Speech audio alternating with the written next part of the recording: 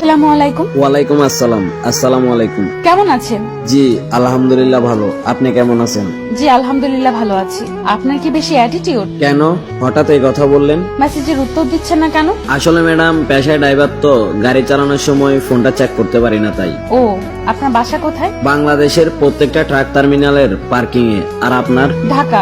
মজা করেন না, বলেন। মজা করবো কেন ম্যাডাম, প্রত্যেকটা ড্রাইভারেরই ওই গাড়ির কেবিনটাই ঘর বাড়ি, আর তাদের ঠিকানা বলতে রাস্তার পাশে থাকা ওই পার্কিং গুলি। ও মা, তাই? আপনার নাম কি?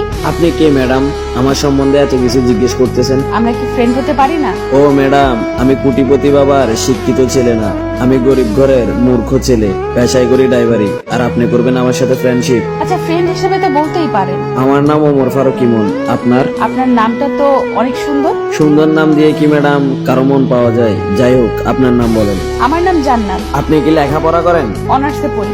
আপনার বাসার সবাই কেমন আছে? আলহামদুলিল্লাহ সবাই ভালো আছে। আপনার? জি আলহামদুলিল্লাহ ভালো। আপনার বাসা কোথায় বললেন না তো? স্থায়ী ঠিকানা চট্টগ্রাম, তবে বর্তমান ঠিকানা বাংলাদেশের ওই মহাসড়ক। দেখেন, মিথ্যা কথা বলবেন না, মিথ্যা বলা পাপ। আপনার সাথে মিথ্যে কথা বলে আমার লাভটা কি? ও, একটা কথা বলি। জি বলেন। আপনার গল্পগুলো অনেক ভালো। থ্যাংক ইউ আপু। ওই মিয়া, আপু বলেন কেন? আপনি আমার অপরিচিত, তাই আপনাকে আপু ডাকলাম। ওকে, আল্লাহ হাফেজ আপু। ওই ওই, জি বলেন। প্লিজ আমাকে আপু বললেন না, প্লিজ প্লিজ প্লিজ। ওকে, আর আপু বলবো না, খুশি তো? অনেক খুশি।